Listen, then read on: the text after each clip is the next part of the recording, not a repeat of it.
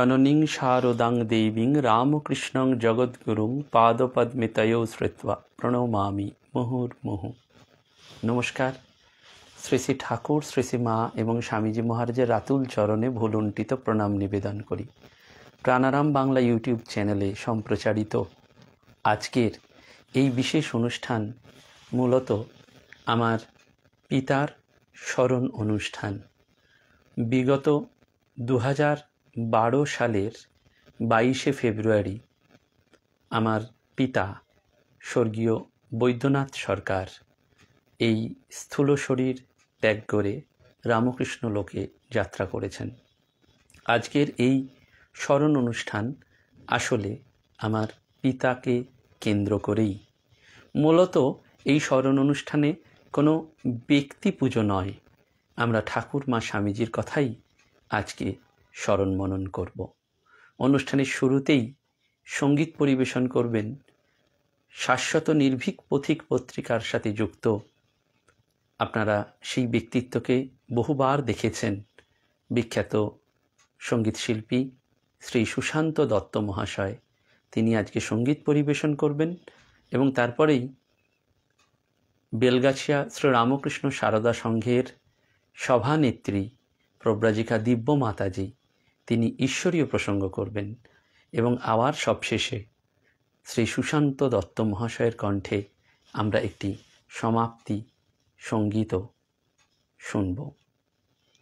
আমরা শুধু এই অনুষ্ঠানের প্রাক কথনে বলে রাখি, আমার পিতা বৈদ্যনাথ সরকার ছিলেন পশ্চিমবঙ্গ সরকারের কলকাতা মেট্রোপলিটন ডেভেলপমেন্ট অথরিটির একজন এক্সিকিউটিভ ইঞ্জিনিয়ার এবং ঠাকুর মা স্বামীজির আদর্শে তিনি ছিলেন বিশ্বাসী এবং শুধু বিশ্বাসী নয়, স্বামীজিকে তিনি প্রবলভাবে শ্রদ্ধা করতেন, ভালোবাসতেন।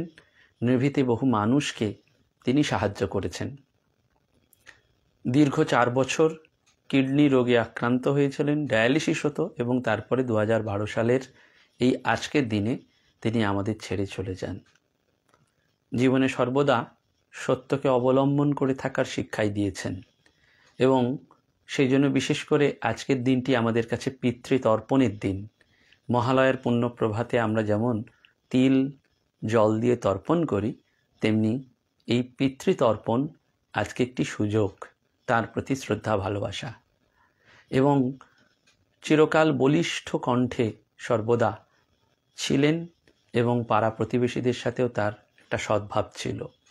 এবং আজকের দিনে আরেকজনের কথাও স্মরণ করতে ইচ্ছা করছে। 2008 সালে তিনি আমাদের ছেড়ে রামকৃষ্ণ লোকে পাড়ি দেন। তিনি আমার জ্যাঠামশাই স্বর্গত শ্রী সোমনাথ সরকার মহাশয়, স্বামী বীরেশ্বরানন্দজি মহারাজের আশ্রিত এই আমার জ্যাঠামশাই সোমনাথ সরকারই প্রথম এই রামকৃষ্ণ জগতে আমাকে নিয়ে আসেন।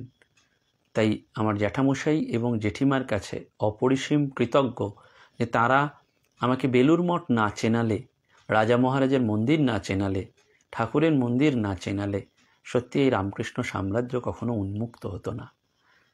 আমার জ্যাঠামশাইও 2008 সালে পরলোক গমন করেন। জ্যাঠাইমা, আমার মা এবং আমার সহধর্মিণী, এই নিয়েই আমাদের পরিবার এবং এই পরিবারে আমার দিদি রয়েছেন, জামাইবাবু রয়েছেন এবং আমার বৃহত্তর যে আত্মীয় স্বজন তারাও সর্বতভাবে সহযোগিতা করেন। বিশেষ করে আমার পাড়া প্রতিবেশী সহযোগিতা করেন। এদের প্রত্যেকের কাছে আমার আন্তরিক কৃতজ্ঞতা। সুশান্তদার কাছে নতুন করে বলার কিছু নেই, তার কাছে যখনই দাঁড়িয়েছি খুব স্নেহ আশীর্বাদ করেন সুশান্তদা, একেবারে নিজের মতন করে ভালোবাসেন। তাই সুশান্তদাকে বলা মাত্রই এই অনুষ্ঠানে তিনি সঙ্গীত পরিবেশনের জন্য রাজি হয়েছেন, অর্ঘ্য নিবেদন করেছেন। দিব্য মাতাজির কথাও নতুন করে বলার কিছু নেই, তিনি আমাকে ভালোবাসেন। তাই দিব্য মাতাজিও এক কথায় ঈশ্বরীয় প্রসঙ্গ করতে রাজি হয়েছেন। প্রাণারাম বাংলা ইউটিউব চ্যানেল সেই করোনার প্রথম দিন থেকে যেমন সৎকথায় প্রতিদিনের প্রার্থনা, সৎকথায় প্রতিদিনের মনন এই অনুধ্যানটি সম্প্রচারিত করছে, তেমনি তারাও আজকে নিঃশর্তে পবিত্রবাবু এগিয়ে এসেছেন এই অনুষ্ঠানের সম্প্রচার করার জন্য। এই দিনটিতে আগে করোনার প্রাক লগ্নে বহু সন্ন্যাসিনীরা এসছেন। প্রব্রাজিকা দেবপ্রাণা মাতাজি, প্রব্রাজিকা ভাস্বর প্রাণা মাতাজি, পরম পূজনীয় স্বামী সিদ্ধেশানন্দজি, স্বামী জ্ঞানলোকানন্দজি, স্বামী ঈশাত্মানন্দজি, স্বামী অরুণাত্মানন্দজি, স্বামী সর্বপ্রেমানন্দজি মহারাজ, বহু সন্ন্যাসীরা এসছেন। শ্রী শ্রী শারদেশ্বরী আশ্রমের মাতা সুবেদাপুরী দেবী এবং বেবী মা পার্বতী মা এসেছেন গিরিডি থেকে মাধুরী মা। বহু সন্ন্যাসিনীরা এই আজকের দিনটিতে আসতেন, কিন্তু করোনা থেকেই এই ইউটিউব চ্যানেলের মাধ্যমে এই সম্প্রচারিত হচ্ছে এই অনুষ্ঠান, এখনও সেটি হচ্ছে। এখন আর সেই বাড়ির পরিসরে সেইভাবে আর সন্ন্যাসিনীদের বা সাধুসঙ্গ করার সুযোগ হয় না। আমার বাড়িতে হয়তো অনেক সময় আসেন, কিন্তু আলাদাভাবে আর এই অনুষ্ঠানের মাধ্যমে এটি সম্প্রচারিত হয় না। তার জন্য আমি আন্তরিক ক্ষমা প্রার্থী এবং ওই বাবার আদর্শ বারবার সেটি স্মরণ করার চেষ্টা করা, আজকের দিনে বারবার তাকে মনে করার চেষ্টা করা, কারণ ব্যক্তি মানুষের মৃত্যু হয়, আদর্শ থেকে যায়। বাবার মধ্যে যেটি দেখেছি সেটি সর্বদা সত্যে থাকতেন, বারবার নিভৃতে গোপনে সেবা কাজ করতেন, না জানিয়ে বহু মানুষের উপকার করেছেন এবং এই আত্মীয় স্বজনের দুঃখ বিপদের দিনে দাঁড়াতেন। সুখের দিনে যে সবসময় যেতে পারতেন তা নয়, দুঃখ বিপদের দিনে যেতেন এবং মানুষকে খাওয়াতে খুব ভালোবাসতেন। এই কয়েকটি গুণ আমরা বারবার চেষ্টা করি মেনে চলার এবং আমার গর্ভধারিণী মা তিনিও আমাকে এই ঈশ্বরীয় পথে হাওড়ার রামকৃষ্ণ বিবেকানন্দ আশ্রমে ছোট বয়স থেকে নিয়ে যেতেন, যেটি পরবর্তীকালে রামকৃষ্ণ মিশন কাসুন্দিয়ায় রূপান্তরিত হয়েছে এবং সেই সূত্রপাত হয়েছে। এবং তারও পরবর্তীকালে যখন 2016 সালে বিবাহ হয়, সেখানে আমার সহধর্মিণী তিনিও এই ঈশ্বরীয় পথেই আমাকে যথাসম্ভব সাহায্য করেন এবং তিনি যে বাড়ি থেকে এসছেন সেই বাড়িরও আধ্যাত্মিক ভাবমণ্ডল রয়েছে। আর আমার সমস্ত সুখ দুঃখের সাথী হিসাবে এরা যেমন রয়েছেন, তেমনি আমার জাততো দিদি জামাইবাবু, তারা সর্বদা পাশে থাকেন, কোনো বিপদ আপদে তারা ঝাঁপিয়ে পড়েন। আর আমার পাড়ার মানুষেরা, প্রতিবেশী যারা, তারা বারবার সমস্ত সময় আমার পাশে এসে দাঁড়ান। তাই যখন ব্যক্তি মানুষের কথা আসে, একটা ব্যক্তি মানুষের জীবন গড়ে ওঠে এই সকলকে নিয়ে। আমি স্বর্গত বৈদ্যনাথ সরকারের অর্থাৎ আমার বাবার স্মৃতি স্মরণ সন্ধ্যায় আপনাদের সকলকে আন্তরিকভাবে স্বাগত জানাচ্ছি এবং এই ইউটিউব চ্যানেলের মাধ্যমে সম্প্রচারিত অনুষ্ঠানেই আমরা তাঁর উদ্দেশ্যে আমাদের শ্রদ্ধাঞ্জলি নিবেদন করলাম এবং সেই সঙ্গে আমার জ্যাঠামশাইয়েরও শ্রদ্ধাঞ্জলি আমরা এই অনুষ্ঠানের মাধ্যমেও একটু হলেও তাকে স্মরণ করলাম। নমস্কার, ধন্যবাদ। সকলে আশীর্বাদ করবেন যাতে আমাদের পরিবার রামকৃষ্ণ চরণে মজেই থাকে জীবনের শেষ দিন পর্যন্ত, যেন রামকৃষ্ণকে কখনো আমরা ভুলে না যাই।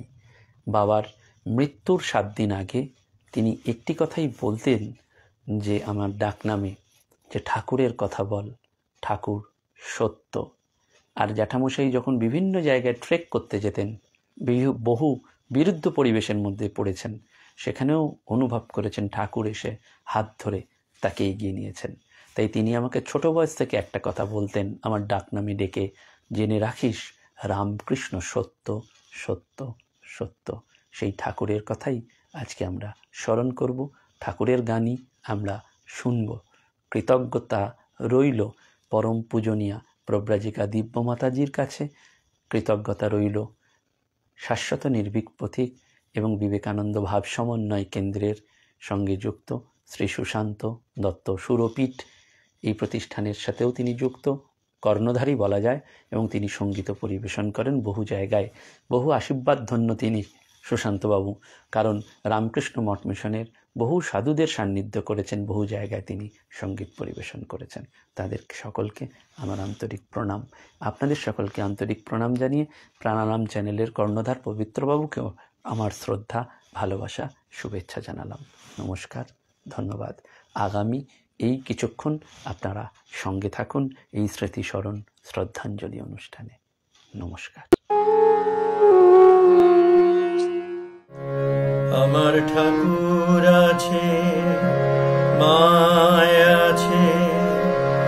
আমার আবার কিসের ভয়, স্বামীজির কৃপায় আছে সব বাসনা হবে ক্ষয়।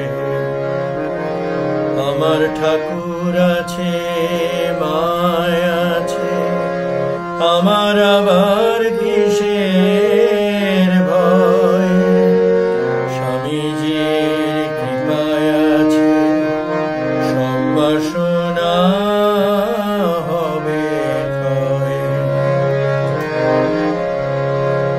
তোমরাও সব সকল কাজে সদাই ধরো ঠাকুর মাকে,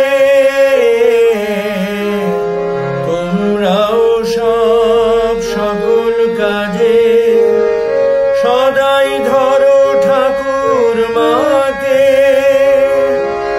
সব বিপদে যাবে সরে, দেখবে তখন শুধুই জয়।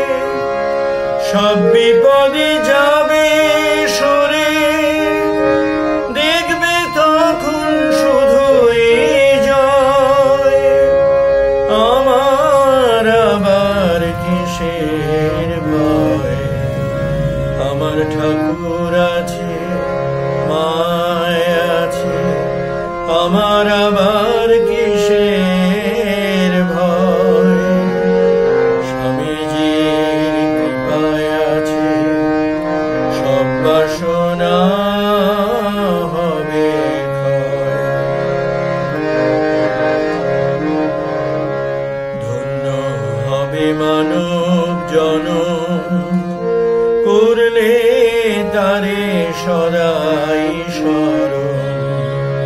ধন্য হবে মানব জনম, করলে তারে সদাই স্মরণ। ডুব দিলে ওই প্রেম সাগরে, ডুব দিলে ওই প্রেম সাগরে, খুঁজে পাবে অরূপ রতন।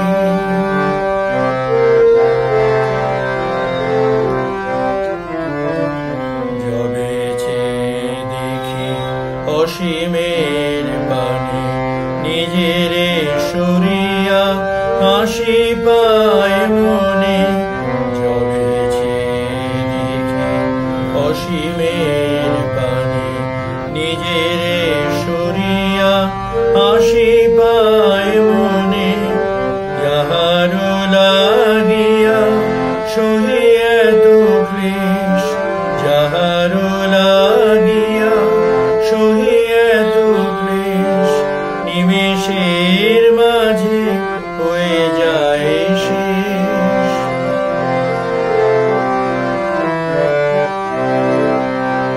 তবে কেন ছোটা আলিয়ার পানে, তবে কেন ভোলা আশার ছলনে, তবে কেন ছোটা আলিয়ার পানে, তবে কেন ভোলা আশার ছলনে।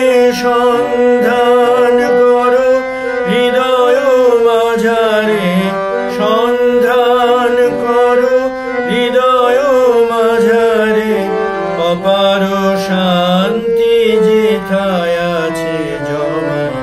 প্রার্থনা ছাড়া কি আর জানাতে পারি, আমি মার্জনা ছাড়া কি আর মাগিতে পারি।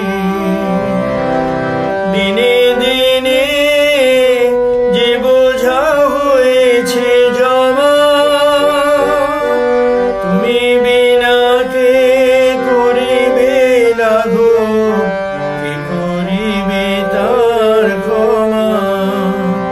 আমি প্রার্থনা ছাড়া কি আর জানাতে পারি, আমি মার্জনা ছাড়া কি আর মাগিতে পারি।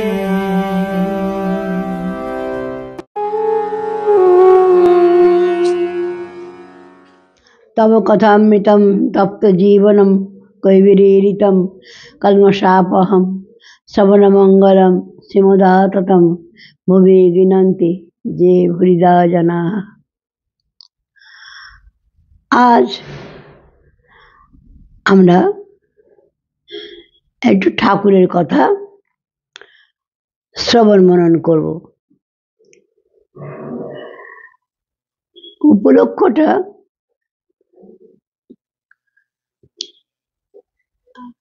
একটি অনুরোধ এক ভক্তের। স্নেহভাজন শ্রীমান অরিজিৎ তার পিতা প্রয়াত বৈদ্যনাথ সরকারের প্রতি শ্রদ্ধা নিবেদনার্থে তার প্রয়াণ দিবসে এমনই একটি শ্রদ্ধা বাসরের আয়োজন প্রতি বছর করে থাকেন।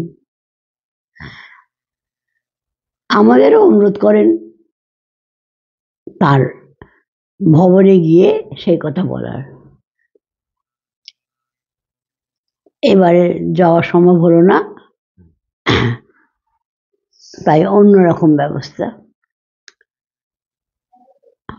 বৈদ্যনাথ সরকার মশাই ছিলেন খুব ঠাকুর মা স্বামীজির প্রতি বিশেষ তার ভাবানুরাগী, তাদের একজন গৃহী ভক্ত, যথার্থ গৃহী। কর্তব্য গৃহ পরিজনের প্রতি করেছেন, পাড়া প্রতিবেশীর প্রতি করেছেন, অজানা অপরিচিত জনকেও সাহায্যের হাত বাড়িয়ে দিয়েছেন। সদা লাপি, সদা কর্মব্যস্ত, এই রকম মানুষ বর্তমান যুগে ক্রমশ বিরল হয়ে আসছে। তাকে আমার পক্ষ থেকে, সকলের পক্ষ থেকে শ্রদ্ধা নিবেদন করি। তার সুযোগ্য পুত্র অরিজিৎ সরকারকে জানায় স্নেহাশিস, তার কল্যাণ কামনা করি। আর যারা এই শ্রবণ মননে অংশগ্রহণ করছেন তাদের প্রতিও আন্তরিক অভিনন্দন। সকলের জন্য প্রার্থনা একটি, শ্রী ঠাকুরের কল্যাণ সহস্র ধারায়, শত ধারায়, অনন্ত ধারায় বর্ষিত হোক সকলের উপর। শ্রী ঠাকুরের কথা বলার জন্য অনুরোধ করেছেন অরিজিৎ। ঠাকুরের কথা ভাবতে গেলেই মনে পড়ে মা গঙ্গার কথা। পুরাণে পড়ি গঙ্গার মর্ত অবতরণের কাহিনী। রাজা সাগরের ছিল 60,000 সন্তান, রূপবান স্বাস্থ্যবান সবাই, কিন্তু সকলেই মদগর্বিত, দুর্বিনীত। আপন কর্মদোষে সেই 60,000 রাজপুত্র পরিণত ভস্মস্তূপে, সে কাহিনী আমাদের সবারই জানা। আর সেই অভাগাদের উদ্ধার করতে দুলোক ছেড়ে ভূলোকে অবতরণ স্বর্ণদী সুরধুরীর। প্রাণের চিহ্নটুকু মাত্র যেখানে নেই, বর্ষরাশিতে পরিণত সেই সাগর সন্তানেরা পুনর্জীবন লাভ করলেন, নতুন চেতনায় চেতায়িত হলেন মা গঙ্গার অমৃত স্পর্শে। সাগর শব্দের অর্থ সহগরল। লোকপ্রবাদে যে সাগর যখন ছিলেন জননী জঠরে, তখন গর্ভস্থ সেই সন্তানের প্রাণনাশের উদ্দেশ্যে তার মা যাদবীকে বিষপ্রয়োগ করা হয়েছিল। দৈবক্রমে উভয়েরই প্রাণ রক্ষা হয়, কিন্তু সাগরের জন্ম হয় যখন, তখন দেখা গেল সর্বাঙ্গ তার গরল সংপৃক্ত, তাই নাম সাগর। সাগরের নাম সাগর বাহ্যিক রূপে ছিল বিষমাখা জন্মের সময়, কিন্তু তার অন্তরে কোনো বিষের চিহ্ন ছিল না। অথচ তার 60,000 সন্তান, যাদের বাইরে কোনো বিষের চিহ্ন ছিল না, তারা জন্মগ্রহণ করলো গরল ভরা অন্তর নিয়ে। কি সেই বিষ? সেই বিষ স্বার্থপরতার বিষ, অহংকারের দর্পের গর্বের বিষ, ঈর্ষাদেশ বিদ্বেষের বিষ। আর তারই লেলিহান শিখায় পুড়ে ছাই হলো তারা আপন কর্মদোষে। আমরা মর্ত মানুষেরাও এক অর্থে সাগর সন্ততি। জন্মই আমাদের বিষ সংযুক্ত হয়ে, বিষ মাখা হয়ে। হ্যাঁ, সে বিষ আবার চোখে দেখা যায় না। কি বিষ? বিষয়াসক্তির বিষ, স্বার্থপরতার বিষ, দম্ভ দর্প অহংকার ঈর্ষা বিদ্বেষের বিষ। সুতীব্র সেই হলাহলের প্রভাবে চেতনা যাদের আচ্ছন্ন, অহংকারের তীব্র লেলিহান শিখায় যাদের অন্তরের সব চেতনাটুকু পুড়ে ছাই হয়ে গেছে, সেই অভাগাদের নতুন করে বাঁচিয়ে তুলতে, স্বস্বরূপে প্রতিষ্ঠিত করতে, এক কথায় গরল সংপৃক্ত সাগর সন্তানদের অমৃতস্ব পুত্রে রূপান্তরিত করতে এই ধূলিমলিন ধরায় আবির্ভাব হলো এক দিব্য প্রেম করুণার অপূর্ব প্রবাহের। বিশ্বে যার পরিচিতি শ্রীরামকৃষ্ণ নামে। মা গঙ্গার আত্মপ্রকাশ আমরা জানি কোলাহল মুখর জনপদ থেকে অনেক অনেক দূরে, হিমগিরি নির্জন গুহায়, তুষার ধবল অমল রাশির মাঝে।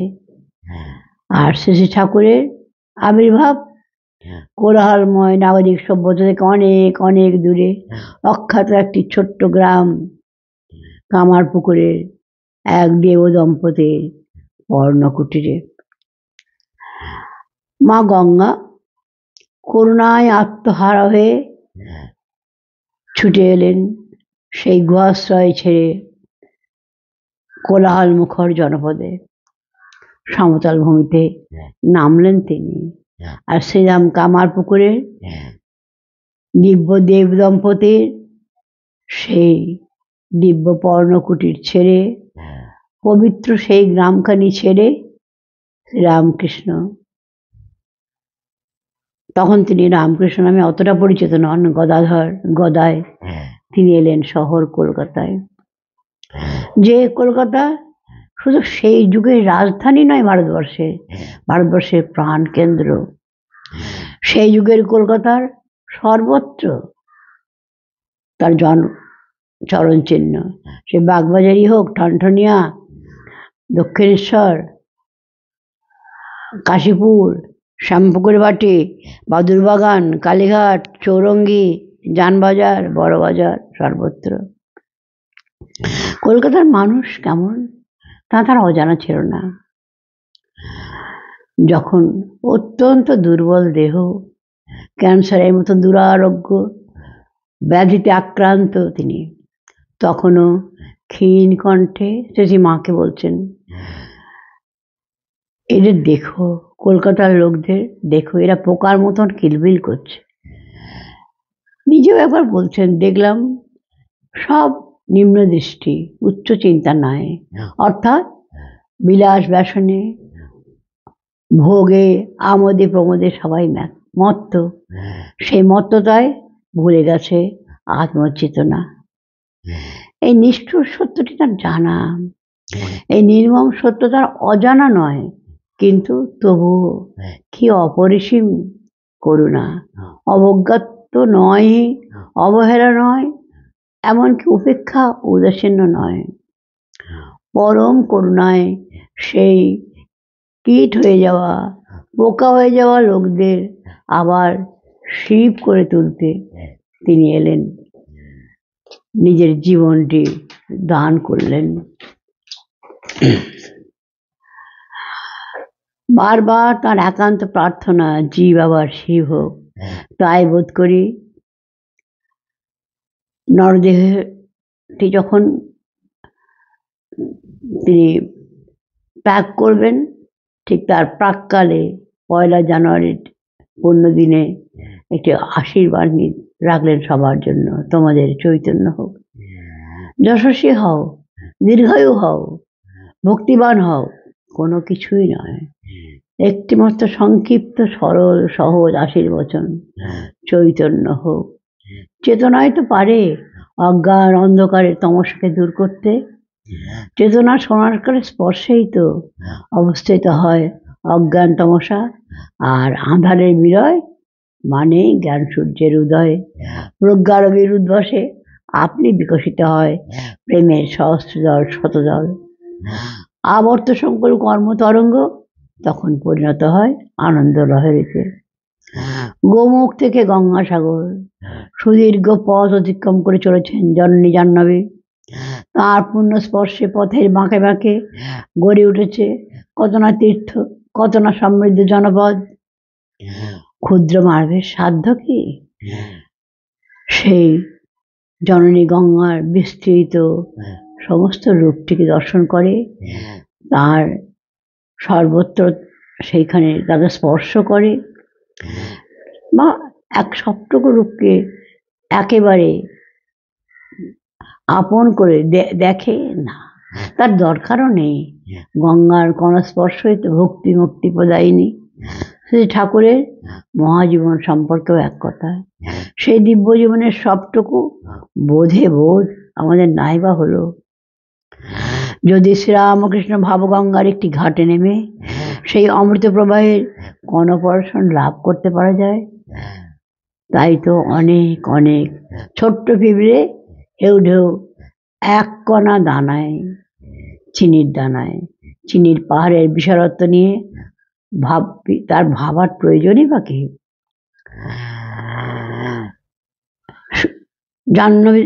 জননী জাহ্নবী যাতে মানুষ একটু স্পর্শ করতে পারে, হৃদয়াপ্তব্ধ ব্যক্তি যারা, তারা ছুটে চলছেন। কোথায় ছুটছেন, কেন ছুটছেন জানেন না, ছুটছেন। সেই ছুটার পথে ক্ষণতরে দাঁড়িয়ে একবার কেউ বা অবগাহন করতে পারেন, কেউ বা ক্ষণপরশন লাভ করতে পারেন, কেউ সেটুকু না পেলেও মায়ের পূর্ণ হাওয়ার পরশনে পেতে পারেন, যাতে তা সহজে সম্ভব হয়। তাই গঙ্গার আমরা দেখি কত ঘাট নির্মিত হয়েছে। মহাজন যারা, তারা শুধু ঘাট নির্মাণ করেননি, সেই ঘাটে নামবার জন্য অগণিত সুন্দর সোপান শ্রেণী করেছেন, সুন্দর সুপ্রশস্ত সরণি করে দিয়েছেন। কথামৃত কারও কথামৃতের 5টি খণ্ড জুড়ে নির্মাণ করেছেন এমনই অসংখ্য ঘাট, অসংখ্য সোপান, সুপ্রশস্ত সরণি। শুধু নির্মাণ করেই ক্ষান্ত নন, বারবার আহ্বান জানাচ্ছেন সকলকে একটিবার সেই ভাবগঙ্গার স্পর্শ গ্রহণ করতে। স্মরণ করি তেমন একটি আহ্বান কথামৃতের পাতায় আমরা দেখতে পাই। মাস্টারমশাই বলছেন, চলো ভাই, আবার তাকে দর্শন করতে যায়। সেই মহাপুরুষকে, সেই বালককে দেখিব, তিনি মা বই আর কিছু জানেন না, যিনি আমাদের জন্য দেহ ধারণ করে এসেছেন। তিনি বলে দেবেন কি করে এই জীবন সমস্যা পূর্ণ করতে হয়, সমাধান করতে হয়। সন্ন্যাসীকে বলে দেবেন, গৃহীকে বলে দেবেন। আমাদের জন্য অপেক্ষা করে রয়েছেন অবারিত দ্বার। চলো চলো তাকে দেখব। মাত্র কয়েকটি সহজ সরল কথায় শ্রী ঠাকুরের অনুপম কি অপূর্ব আলক্ষ্যটাই নেইকেছেন কথামৃতকার। প্রথমে উচ্চারণ, ছোট্ট থেকেও ছোট্ট একটি শব্দ চলো, কিন্তু কি গভীর তাৎপর্য তার। চলতে হবে। জীবনেও আমরা জানি, এই জাগতিক জীবনেও উন্নতি লাভ করতে হলে চলতে হয়, পার্বতিক জীবনে তো বটেই। মনে পড়ে কল্যাণী শ্রুতি জাননের নীরব গম্ভীর উদ্ঘোষণ, চরণ বৈ মধুবিন্দতি চরণ সাধু দুম্বরম চরে বেতি। যেন ৫,০০০ বছর আগে সেই মধুর গম্ভীর উদ্ঘোষণেরই নব রূপ, সহজ সরল রূপ। চলো, কারা যাবে? কাদের প্রতি আহ্বান? অপূর্ব সম্বোধন, ভাই ভাই কিনা একই জননী জঠরে যার জন্ম, আমার সব থেকে আপন। কে আপন? সকলেই ভাই, সকলেই আপন। মা বলছেন, জগৎ তোমার, আপনার, কেউ পর নয় মা। স্বামীজি শিকাগো মহাসভায় সবার মন জয় করলেন ওই একটি ভাবের প্রকাশে, brothers and sisters of America, সবাই আমরা ভাই। যাওয়া যখন কিছু একটা উদ্দেশ্য থাকবে, হ্যাঁ, তাকে দর্শন করব। কাকে? কোনো নাম নেই। বলছেন না, গদাধর চট্টোপাধ্যায়কে দর্শন করব, শ্রীরামকৃষ্ণদেবকে, পরমহংস মশাইকে, কি কালীঘরের পূজারী ওই বামুনকে, কি পাগলা বামুনকে যে হাজার হাজার ছেলের মাথা খেয়েছে। কোনো উল্লেখ নেই, শুধু একটি সর্বনাম পদ। কেন নেই নাম পদ, বিশেষ্য পদ, বিশেষণ পদ? যিনি অনাম অরূপ, কোন নাম পদ, কোন বিশেষণ পদ তাকে বিশেষিত করতে পারে? তাই বোধহয় ব্যবহার করছেন সর্বনাম পদ তাকে। তবুও মানুষ কি করে? বামন হয়ে চাঁদ ধরার প্রয়াস করেই থাকে।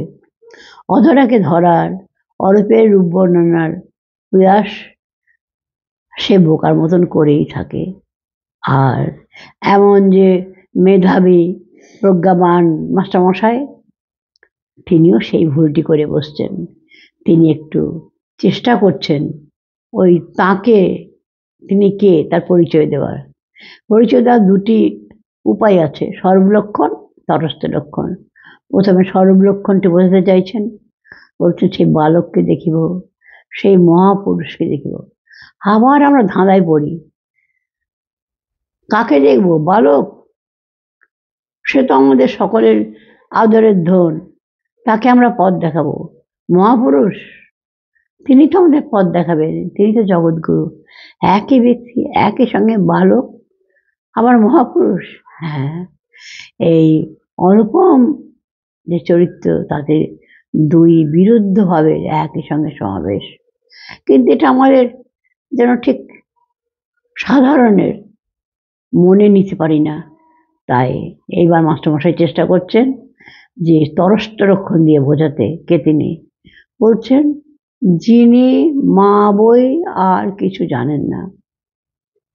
তিনি কোনো ব্যক্তি নন, দেবতা নন, মানুষ নন, ঋষি নন, সাধক নন, সিদ্ধ নন, মাতৃময় একটি সত্তা। মায়ের মূল সত্তা কি? প্রেম, করুণা, ভালোবাসা। আর মা জানেন সন্তানের সব কিছু। তা এই অপূর্ব একটি সত্তা, তার কাছে যাব, তাও না হয় বুঝলাম তার কাছে যাব, কেন যাব? প্রয়োজন ছাড়া মানুষ এক পাও নড়বে না, একটি আঙুল হেলাবে না। অতএব আবার তার মনে সংশয়, কেন যাব? বুঝলাম মাতৃময় সত্তা, বুঝলাম তিনি অবতরণ করে এসেছেন, এমন একটি ঘোষণা মাস্টারমশাই বলছেন তিনি এসেছেন আমাদের জন্যে। হ্যাঁ, এটাও ঠিক কথা, কিন্তু আমাদের কোন প্রয়োজন সাধিত হবে? মাস্টারমশাই পরের ছত্রে বলছেন, তিনি বলে দেবেন কি করে এই জগৎ সমস্যার পূরণ করতে হয়, এই জীবনের সমস্যার সমাধান করতে হয়। কি আশ্চর্য কথা! জগৎকে স্বপ্ন বলে, মিথ্যা বলে, মায়া বলে উড়িয়ে দেওয়া নয়। জগৎ আছে, জগতের সমস্যা আছে, জীবন আছে, জীবনের সমস্যা আছে, তার সমাধানও আছে। সেই পথ তিনি বলে দেবেন। না, তবুও আমাদের সংশয় যায় না। বলে না হয় দেবেন, সবাইকে তো আর সব কথা বলা চলে না। কাকে বলবেন? নিশ্চয়ই যোগ্য লোককে বলবেন। আমরা তো যোগ্য নই, আমরা তো সাধারণ, অতি সাধারণ। না, তার পাত্রাপাত্র বিচার নেই। মাস্টারমশাই পরের ছত্রে বলছেন, গৃহীকে বলে দেবেন, সন্ন্যাসীকে বলে দেবেন। কেন এই কথাটি বললেন কেন? মনে হয় এই কারণে যে পুরাকালের শাস্ত্র বলছেন গৃহী আর সন্ন্যাসীর পার্থক্যটা মেরু আর সর্ষপের মতন, খদ্যোত খদ্যোত আর সূর্যের মতন। অর্থাৎ একটা জোনাকি পোকা, একটা সূর্য। এই যে তফাৎ, সেই তফাৎ নাকি গৃহীর সঙ্গে সন্ন্যাসী। শাস্ত্র মূর্তি শ্রীরামকৃষ্ণ, শাস্ত্রকে অস্বীকার করছেন না, শাস্ত্রকে প্রতিষ্ঠা করছেন, অথচ অপার করুণায় সব শাস্ত্রের পাড়ে গিয়ে একই সঙ্গে দুই সন্তান, বিরোধী সন্তানকে আশ্রয় দিচ্ছেন। গৃহীকেও বলবেন, সন্ন্যাসীকেও বলবেন, যোগ্যকেও বলবেন, অযোগ্যকেও বলবেন। পাত্রাপাত্র বিচার নেই। সমান মমতায়, সমান স্নেহে, সমান ভালোবাসায় প্রত্যেকের উপযোগী পথের নির্দেশ তিনি দিচ্ছেন। কি সে পথ? সে পথ উচ্চ থেকে উচ্চতর লোকে যাওয়ার পথ, মৃত্যু থেকে অমৃতত্ব উত্তরণের পথ। জীবনের উদ্দেশ্য ঈশ্বর লাভ। বারবার কথা মৃতে ছত্রে ছত্রে দেখছি শ্রী শ্রীরামকৃষ্ণের এই একটি বাণী মূর্ত। কিন্তু আবার আমাদের সংশয়। বুঝলাম জীবনের উদ্দেশ্য সংসার লাভ, ঈশ্বর লাভ, কিন্তু আমরা সংসারীরা কেমন করে সেই মহার্ঘ হীরকখণ্ড পাবো? কেমন করে সেই সোনার খনির সন্ধান পাবো? সম্ভব কি আমাদের পক্ষে?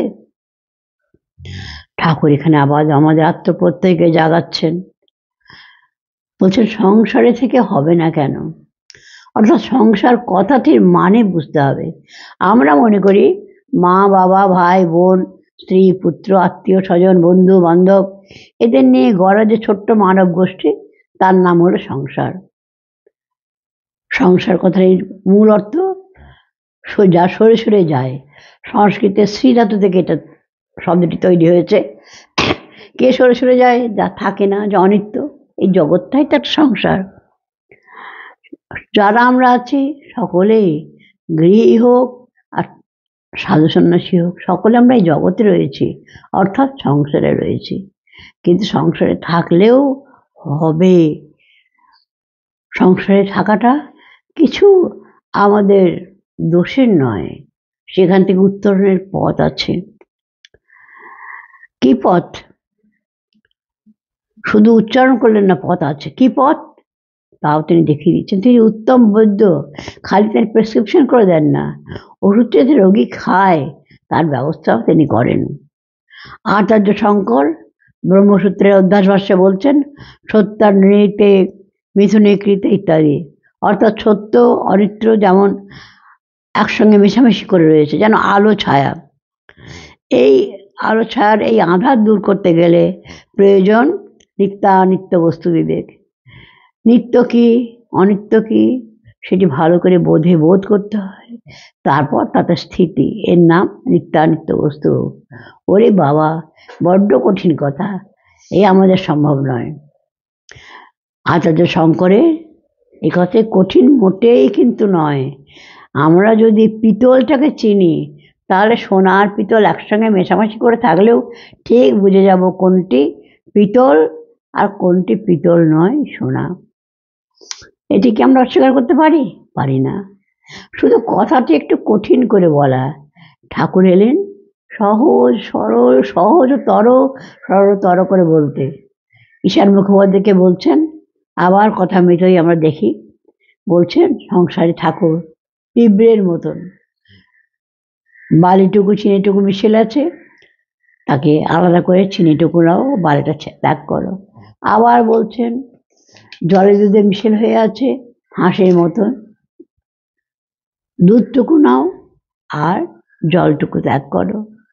পানকৌড়ির উদাহরণ দিচ্ছেন, জীবিকার তাগিদে সে জলে নামে বটে, কিন্তু গায়ে তার জল লাগে না।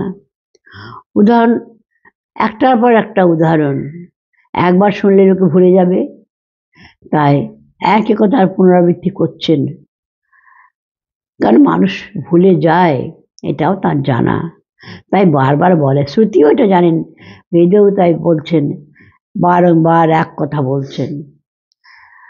কিন্তু দেখব এক কথার একঘেয়েমি নেই, ক্লান্তি নেই। কেন? উপমার পর উপমা, ছবির পর ছবি, প্রত্যেকটি চমক দিচ্ছে, আমাদের মনকে নূতন থেকে নূতন জায়গায় নিয়ে যাচ্ছে। প্রথমেই দেখছি ছোট্ট দুটি বস্তুর উল্লেখ, দুটি কঠিন বস্তু, দুটি দানার আকার, কিন্তু তফাৎ কি? একটি বলবর্ধক স্বাদু রসময়, আরেকটি বালি নিরস শুকনো, খাদ্যযোগ্যই নয়, ওইটুকুন বেছে নেওয়া। পরের উপমা তরলের, জল বাদ দিয়ে সার দুধটুকু নেওয়া। হাঁস তা করতে পারে এমনই লোকপ্রবাদ। হংস শব্দটা শাস্ত্রের অর্থ তাই, অবিদ্যা তৎকার্যা নিহন্তি ইতি হংস, হংস প্রতীক পরমাত্মার। বরিষ্ঠের অবিদ্যা তাই পরমহংস, আমরা তাই বলি শ্রীরামকৃষ্ণ পরমহংস। একটু স্থল জলের দিকে তাকাতেই দেখি তার দৃষ্টি দূর আকাশে, ওই যে পানকৌড়িটি উঠছে, হঠাৎ ঝুপ করে নেমে এসে জলে নেমে একটি মাছ ধরে আবার উড়ে গেল। জলে নামলো জীবন ধারণের তাগিদে, গায়ে জল লাগলো না। আকাশ থেকে মুহূর্তে দৃষ্টি আবার ঘুরিয়ে দিচ্ছেন জলে, অতলে, জলের অতল তলে পাঁকে বাস পাঁকাল মাছে, চারদিকে পাঁক, পাঁকাল মাছের গায়ে এতটুকু পাক নেই, চকচকে পরিষ্কার সমস্যহীন। তারপরে উপমা, এবার জল স্থল প্রাণী সব ছেড়ে মানুষকে নিয়ে। সংসার জীবন আমরা দেখি দিন রাত্রে গোলমাল, চারদিকে গোলমাল, একটা ভালো কথা ভাববার সময় নেই, অবকাশ নেই। ঠাকুর বলছেন দোষ দৃষ্টি দূর করো, মা বলছেন, ঠাকুর বলছেন গোলমালে শুধু গোল কি আছে, মালও আছে, মাল কিনা সার বস্তু, মালটা নাও না, তা না হয় নেব কি করে? পাকাল মাছের মতন, পানকৌড়ির মতন, হাঁসের মতন, পিঁপড়ের মতন আমাদের সহজাত ক্ষমতা নেই যে আমরা অসারকে বাদ দিয়ে সার নেব। তাহলে আমাদের উপায় না, চিন্তার প্রয়োজন নেই। ঠাকুর সহজ করে বলছেন উপায় আছে বই কি, সব কাজ করবে, গোলের মধ্যেই থাকবে, কিন্তু মনটুকু ঈশ্বরতে রাখবে, সকলকে নিয়ে থাকবে। তারপরের কথাটি আরো সুন্দর, সেবা করবে। সেবা একটি কঠিন কাজ, ভালোবাসা না হলে সেবা করা যায় না, নিরস ডিউটি মাত্র করা যায়, সেবা হয় না। আর মনে ভাববে যে এরা আমার কেউ নয়, কিন্তু এমনভাবে কাজ করবে যেন কত আপনার লোক। না, প্রতারণা নয়, কাজ করার জন্য এইটুকু তোমায় করতে হবে। এই তো নৈর্ব্যক্তিক উপদেশ।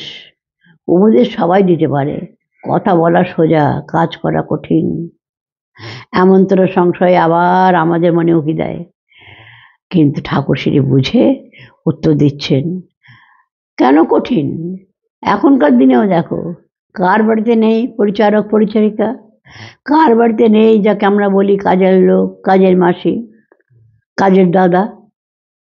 কিন্তু তারা সবাই কাজ করে, কর্তব্যই করছে।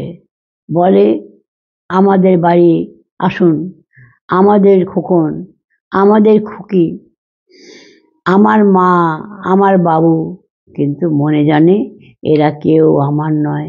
কাজটুকু সম্পূর্ণভাবে ঠিক ঠিক করে করে বলেই তো তারা সেই বাড়ির প্রিয় পরিচারক পরিচারিকা হতে পারে। বলছেন সংসারে দাসীর মতো থাকো। আবার উপমা দিচ্ছেন, মনটুকু রাখবে কেমন করে? কচ্ছপ দেখো জলে থাকে, জলচর প্রাণী, ডিম পাড়ে আড়ায়, আর মনটুকু থাকে ওই ডিমের প্রতি। তেমনি সংসার জলেতে থাকো, মনটা দাও আড়ায় ডিমের প্রতি। ডিমটি কি? ওই ঈশ্বর চিন্তা। প্রাণী ছেড়ে চলে এলেন উদ্ভিদ জগতে। কাঁঠাল সুস্বাদু পুষ্টিবর্ধক, কিন্তু খাওয়া বড় কঠিন, আঠায় আঠাময়। আটা ছাড়াবার উপায় আছে বই কি? মানুষই বের করেছে সে উপায়। হাতে তেল মেখে কাঁঠাল ভাঙলে হাতের আঠা লাগবে না। হ্যাঁ, ঠাকুর সেই উপায়টি বলছেন, ভক্তিরূপ তেল মাখো, সংসারের আঠা তোমায় জড়াবে না। অনায়াসে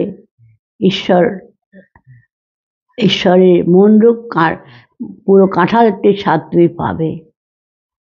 কিন্তু আবার সংশয় আত্মা বিনশ্বতি, গীতায় শ্রীকৃষ্ণ বলছেন, আমাদের আবার প্রশ্ন জাগে, মনে প্রশ্ন জাগে, উত্তর চাইতে হয় না, ঠাকুর উত্তর দিয়ে দিচ্ছেন। কি বলছেন? এই যুগের অর্জুনের মতো মহেন্দ্রনাথ দত্ত মেধাবী উচ্চশিক্ষিত সংসারী যুবক মাস্টারমশাইকে প্রশ্ন করছেন, ঈশ্বরের মন হয় কি করে?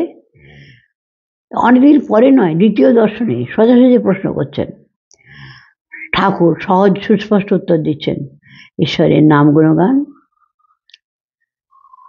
আমরা বলবো, বাবা নাম গুণগান কেমন করে করবো? তার নামে করি যাকে ভালোবাসি। নামে রুচি না হলে নামে গুণগান করবো কেমন করে? হ্যাঁ, রুচি যাতে মুখে আসে তার জন্য ডাক্তারবাবু নির্দেশ দেন, একটু নিম পাতা খাও, একটু তেতো ভাজা খাও, কিংবা এইরকম করে জিনিস খাও যাতে মুখে রুচি আসে। নামে যাতে রুচি আসে তার জন্য প্রয়োজন সাধুসঙ্গ। না, আমাদের আর প্রশ্নের শেষ নেই। আবার সাধুসঙ্গ? চারদিকে তো অসংখ্য গৈরিকধারী ব্যক্তি। গৈরিকধারী ব্যক্তি মানেই সাধু। গাছতলায় বসে থাকা মানে সাধু, নদীতটে একা বসে থাকা মানে সাধু, ভিক্ষানে জীবনযাপন মানে সাধু, মঠে আশ্রমে যারা বাস করছেন তারা সাধু। কাকে সাধু বলবো? নির্দ্বিধ উত্তর ঠাকুরের, যার মনপ্রাণ ঈশ্বরে গত হয়েছে তিনি সাধু। কেমন করে চিনব? সে উত্তর তো আমাদেরও জানা। গঙ্গা যে আমরা নেমে চান করলাম, কেমন করে বুঝবো? শরীরটি স্নিগ্ধ হয়, গঙ্গার মনটি পবিত্র হয়। তার কাছে গেলে মনে হয় একটু পবিত্র স্থানে এলাম, একটু ভালো কথা শুনলাম, ততক্ষণ অন্তত কোনো খারাপ চিন্তা করলাম না, তিনি সাধু। সাধুসঙ্গ তো দুর্লভ, সহজে তো হয় না। তাহলে তার তৃতীয় পন্থা, আর হলেও যেটুকু লাভ করলাম সেটুকু তো মনে রাখতে পারি না। তৃতীয় পন্থা, নির্জনে বাস। ওরে বাবা, আমরা অরতির জনসংসদে এসব শাস্ত্রবাণী হতে পারে, আমরা পারবো না। আমরা চাই লোকজনের মাঝে থাকতে, অথচ তাদের সঙ্গে বিষয় আসক্তির বিষয়ে জর্জরিত না হতে। মহা সমস্যা। ঠাকুর সমাধান করছেন, সব সময় নয়, মাঝে মাঝে একটু নির্জনে গিয়ে তার চিন্তা ভাবনায় মনটাকে ডুবিয়ে রাখে, একটু উচ্চ চিন্তায় মনটাকে ডুবিয়ে রাখা। দুর্বল মানুষের প্রতি কি অনিঃশেষ ভালোবাসা, তাদের দুর্গম পথকে সহজ সরল সুগম করে তোলবার কি অশেষ প্রয়াস তার। কিন্তু এত সহানুভূতি যার, এত দরদ যার, এত ভালোবাসা যার, এক জায়গায় তিনি কঠিন। যেমন কঠিন হন একজন ভালো মাস্টারমশাই ছাত্রকে উপযুক্ত শিক্ষা দিতে, ঠিক সেই কাঠের ঠাকুরের বলছেন কিছু করতে হবে। কাঠে আগুন আছে বললে হবে না, কাঠে কাঠে ঘর্ষণ করতে হয়। চন্দন কাঠে চন্দন আছে বললে হবে না, চন্দনটাকে ঘষতে হয়। দুধে মাখন আছে বলে বসে থাকলে চলবে না, দুধকে দই পেতে মন্থন করে মাখন তুলতে হয়। আমরা যারা ওজোর আপত্তি করতে অভ্যস্ত তারা বলবো না, এও আমাদের পক্ষে অসম্ভব। তার উত্তর শ্রীরামকৃষ্ণ দিচ্ছেন, তবে তাও না পারো প্রার্থনা করো। প্রার্থনা করতেও পারবে না, তাহলে বকলমা দাও। বকলমা নাবালকের সব ভার অছি নেয়, একেই বলে বকলমা দেওয়া। শরণাগত হও। বকলমার আদর্শ উদাহরণ তিনি রেখে গেলেন গিরিশচন্দ্রকে। মদ্যপ গিরিশ, সংসারী গিরিশ, নানা বিষে বিষাক্ত জর্জরিত গিরিশ বকলমা দিলেন। তার মতন বকলমা আমরা হয়তো দিতে পারবো না। আর ঠাকুরই শোনালেন কি নতুন এই কথাটি? না, এ কথা শাশ্বত সত্য। 5000 বছর আগেও দেখছি গীতামুখী শ্রী ভগবান বলছেন, মামেকং শরণং ব্রজ, একমাত্র ঈশ্বরের শরণ নাও। তাঁর শরণ নিলে সব ভার তিনি নেবেন, কোনো চিন্তা ভাবনার প্রয়োজন নেই।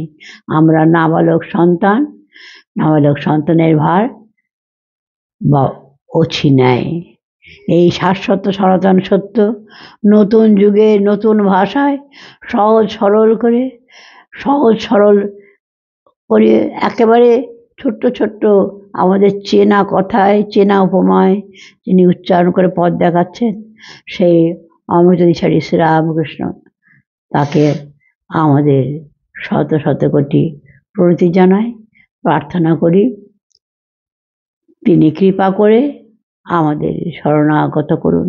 আমরা শুধু মুখেই শরণাগত হম স্মরণ নেই এইটি উচ্চারণ না করি, আমরা যেন মন প্রাণ অন্তর দিয়ে তাঁর শরণাগত হতে পারি, বকলমা দিতে পারি ঈশ্বরের। তাহলে জীবনের উদ্দেশ্য যে ঈশ্বর লাভ, তা অনায়াস লভ্য হবে। শত শত শত কোটি প্রণাম তাকে, এই যুগের অমৃতদিশারীকে। আর যারা উপস্থিত আছেন তাদেরও আমার অশেষ কৃতজ্ঞতা, ভালোবাসা। আর শ্রীমান অরিজিৎ, যিনি তার প্রয়াত পিতার প্রতি শ্রদ্ধা স্মরণে এই আয়োজনটা করেছেন, তাকেও আমার একান্ত স্নেহ, প্রীতি, ভালোবাসা। ঈশ্বর আমাদের সকলের কল্যাণ করুন। তার কৃপাধারা শত সহস্রে বর্ষিত হচ্ছে, আমরা যেন সেটুকু গ্রহণ করবার যোগ্য তাঁরই কৃপায় হতে পারি, এই মাত্র প্রার্থনা। নমস্কার।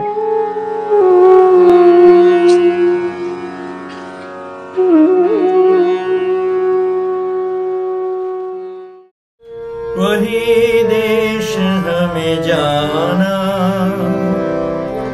वही देश हमें जाना, जहाँ नहीं अपना और बेगाना, नहीं अपना और बेगाना, वही देश हमें जाना, वही देश हमें जाना।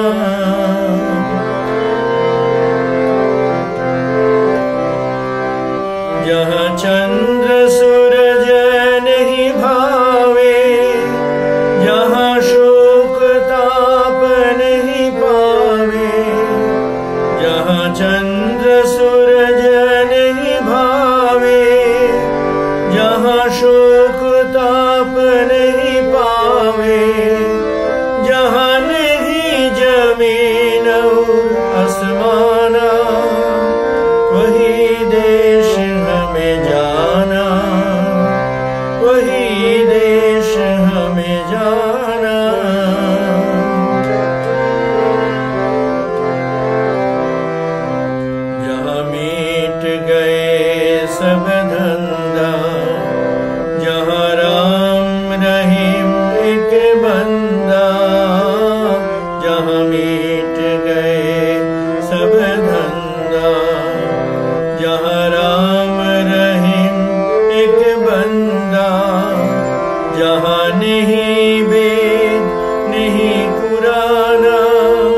जहाँ नहीं वेद नहीं कुराना, वही देश हमें जाना, वही देश हमें जाना।